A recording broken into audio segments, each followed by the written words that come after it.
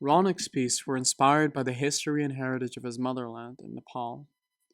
He's used three different porcelain pieces to show his work. He's drawn gods in one piece and kings in another to describe the past and future changes. The background represents the greenery and the forests of Nepal, the national flower shown to represent Nepal's beauty. Finally, the hand represents us, he says, the Nepali who live in harmony and peace. Alternatively, the words, and the hands could also represent the corruption of the government, who are taking advantage of their authority and the ignorance of their citizens. So this is a work outcome created by Isabella Brothwall in year 11. This is her mixed media outcome, which she created inspired by a range of artists such as Dryden Goodwin, Marlene Dumas, Sang Xiaogang, and Jenny Saville. She wanted to create outcomes of her family members using the red strings to represent the family bloodline.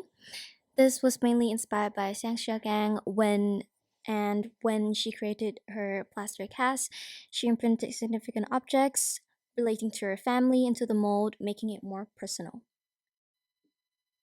These photographs are based off the four elements: earth, wind, fire, and water. Isabella Brothwall draws inspiration from the fashion photographer Tim Walker. She tries to incorporate both clothing and sets into photographs. These four photos were taken during lockdown, so she had to find various objects such as sheets, tables, plants around her house to create a set and a background. She would have had access to this in school, but she was also inspired by the traditional stained glass windows, which led her to edit colored filters over each of her photographs. She also wanted to shine a light behind the photos, so she printed them on an acetate and made light boxes to stick the photos onto. These photographs were inspired again by Tim Walker's fashion photography. Throughout the year, she's tried to experiment with the use of interesting clothing and fabrics to create ethereal and fantastic editorial photographs. She used slow shutter speeds to create blurred effects as if the wind blowing through the fabric across the photograph, as well as duplicating the model's face to create more movement within the picture. She was inspired to use a red filter after looking at the traditional stained glass window.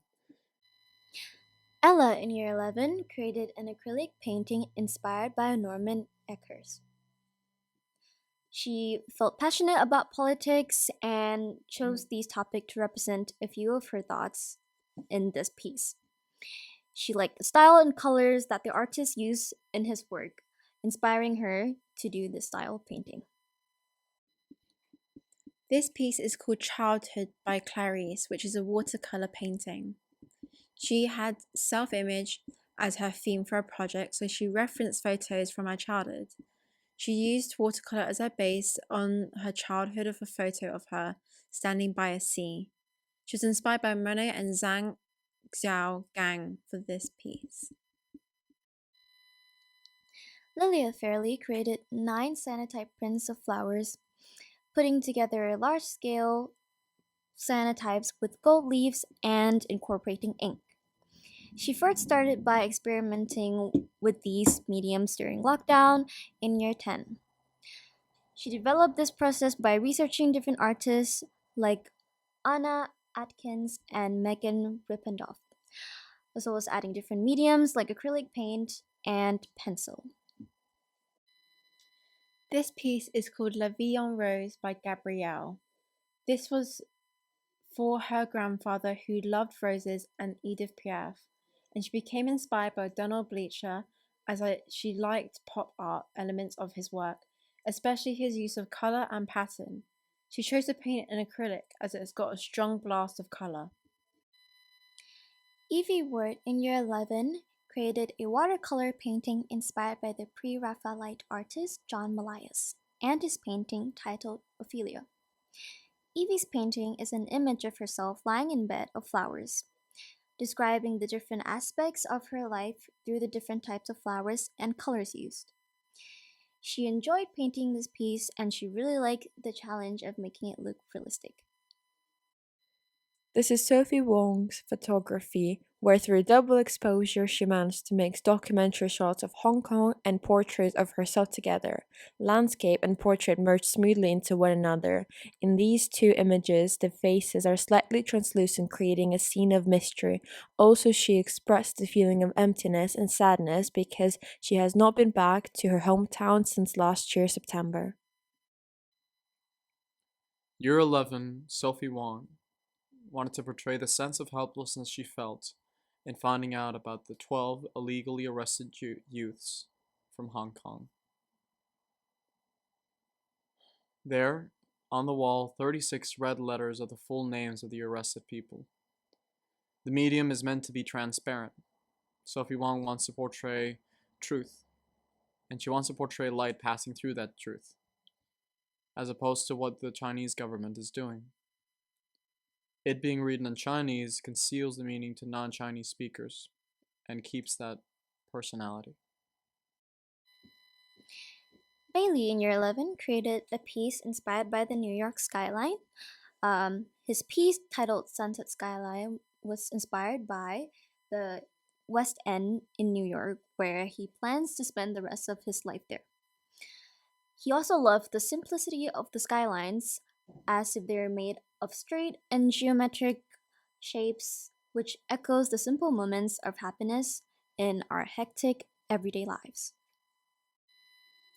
Grace Pierce in year 11 created the oil painting Lemons with a Jug. This is because she has a love for lemons and she created different tablecloths, allowing her to experiment with vivid colors and practice different painting techniques. Alan's project mainly refers to his hometown of Nanjing, there in China. He uses Chinese calligraphy to display the poetry of his hometown. He uses very loose brushstrokes on the inner surface to contrast the highly detailed calligraphy surface. Alan Yu's photography project was inspired by Annette Messenger and Alan Schaller.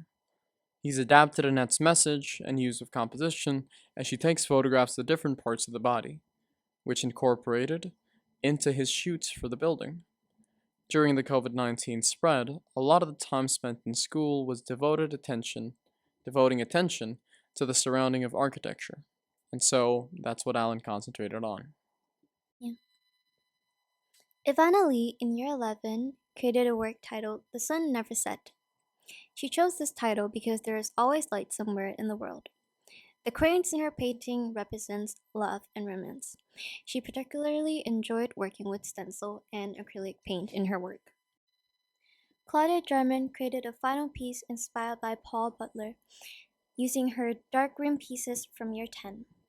She used photos from previous shoots during the lockdown to show the difference between the streets before and during COVID-19. In order to achieve this, she used various techniques including acetates and cutouts and overlaying them one on another. Using these techniques, her final piece came out in black and white and has a high contrast. Beth in year 11 created a portraiture piece which was inspired by the negative impact the pandemic had on the performing arts. She used strobe light in photography and layered photos on top of each other to create these outstanding images. Ian Tung created a fashion photo shoot where he started shooting in the studio and played around with Photoshop features. After getting more familiar with the techniques and more comfortable with the software, he created these final outcomes. Ben in year 11 created a piece inspired by the 1960s pop art, gaining his inspiration from Michael Craig Martin's use of color in his compositions. He made sure to explore these colors through his sketchbook before finalizing his final outcome. The composition included his personal belongings, which he kept throughout his life, creating a similar technique used by the artist. Noah Reed, in year 11, created a series of work exploring his interest in fashion photography. He focused on lighting and color in order to create these distorted editorial pieces. Tilly has lived on a farm the majority of her life. During lockdown, she started photographing details around the farm. Because the farm is such a big part of her childhood and represents her comfort zone, her work is very personal. She takes inspiration from both Anselm Kiefer and Jim Dine, and I think their pieces turned out great. Vicky in year 11 created a photo transfer and etching piece inspired by Paul Jackson in her initial investigation. She started by creating etchings of skulls and gears, then later on moved on to Robert Rosenberg and with his processes of printmaking and collage. She then started to add color and repetition to create an outcome. Emily Moore in year 11 created a teapot set based on her great aunt and what she represents. Using elements from the artists of the era, she inspired herself by Elena Gall's work and by Klimt's gold elements, Amy Friend's as well. Emily Moore has explored fashion photography throughout different eras, using experimental techniques inspired by Blumenfeld and Walker. She used a series of distorted fashion portraits, and each outcome, a variety of techniques has been used, such as acetones for darkrooms, photographies, and collage. Horse photography was her main inspiration for many shoots using vintage clothing to match the time period of his work. She was also inspired by Aubrey Beardsley.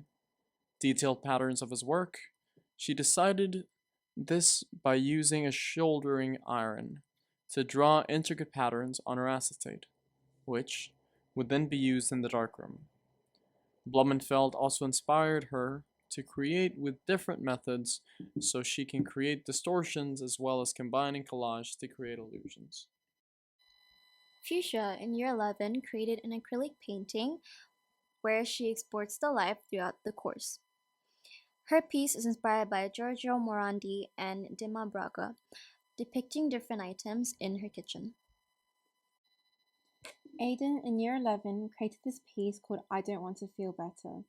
This is a mixed media piece which is largely inspired by Cornelia Parker, Sheila Gowder, and Louise Bourges, as well as musicians like Penelope Scott.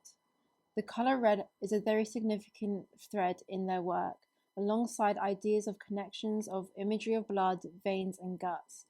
Red is a color of love, but also a color of danger.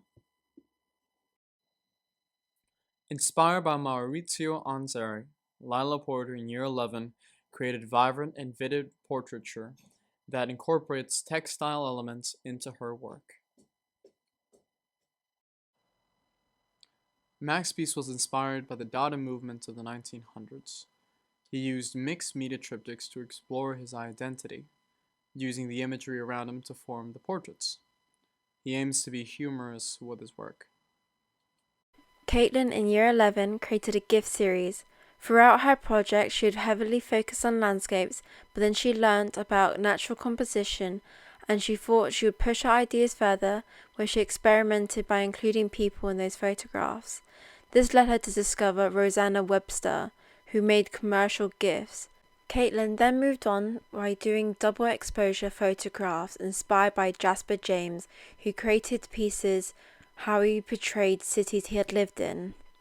Caitlin then took photos of places during lockdown.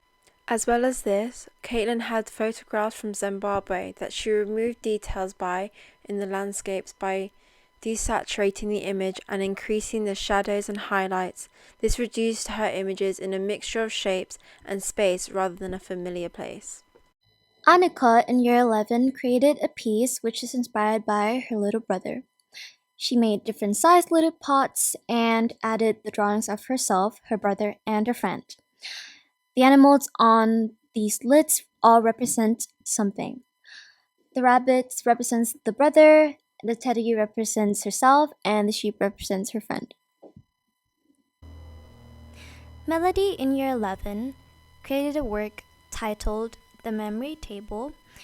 The inspiration for her painting is from The Lunch Table by Wayne Thiebaud. She really liked his use of pattern, the colored edges, and the shadow he paints. In her painting, she combined two of her projects, organic and memory. The bell peppers, dragon fruits, and star fruits are all her favorite fruits.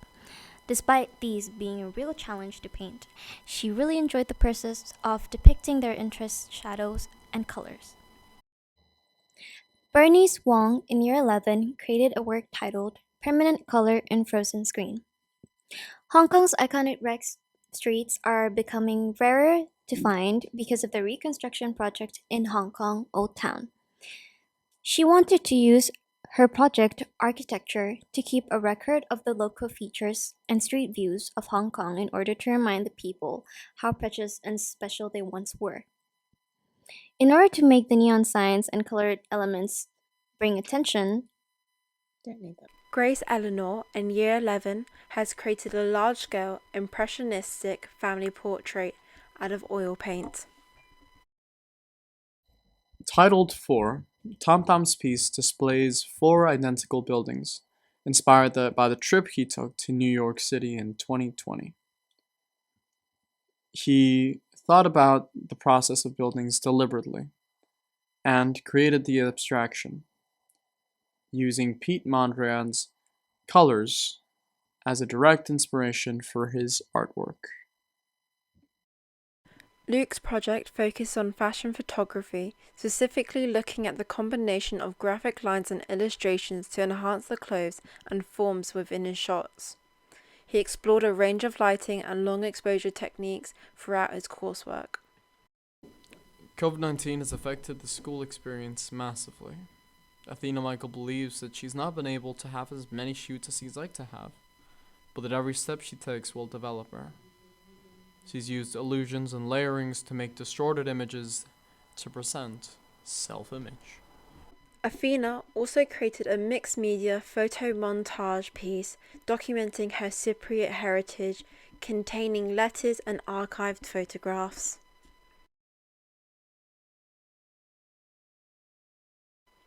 As the days grew harder through COVID, Una in year 13 had rediscovered her love for grunge and skate. As she took these photographs, while she would go outside, she fell in love with the look and atmosphere created by them with her friends outside. She made this magazine to sum up all the fun while she had during the COVID season, and she made it into her own grunge magazine. The coronavirus was tough for everyone. That's the reason why Layla wanted to create a reality beyond reality, a place of escapism through digital art and photography. She drew colorful backgrounds over the initial photograph and edited people into a drawing that she'd made. She wanted to make the world a little prettier and more exciting to look at, instead of the black and white reality she feels she was experiencing. Georgina Ireland made this acrylic wax on a wooden board as a representation of dementia on the human mind. Josh Grove in year 13 combined both printmaking techniques and Photoshop to create the series of striking images he displayed. The COVID-19 pandemic has hugely affected his final year of school, resulted in his work.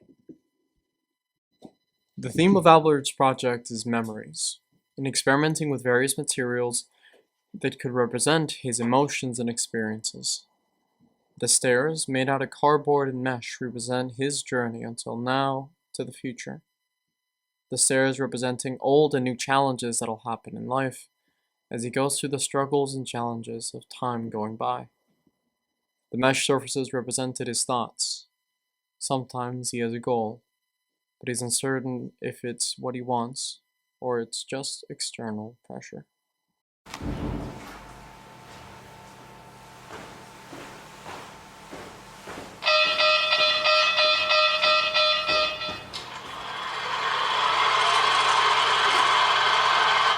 Coronavirus is a national emergency.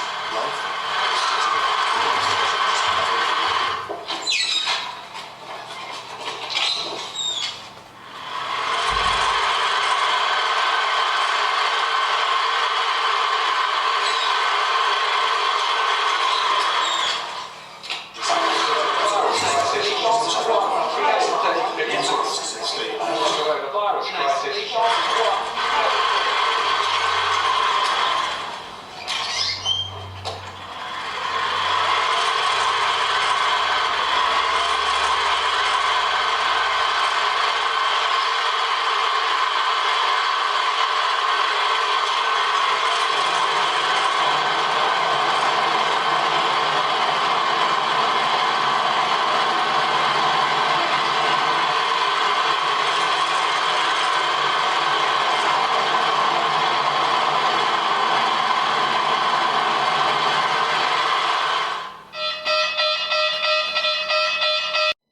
This is Ben Bradley Wilson's from Year 13 work.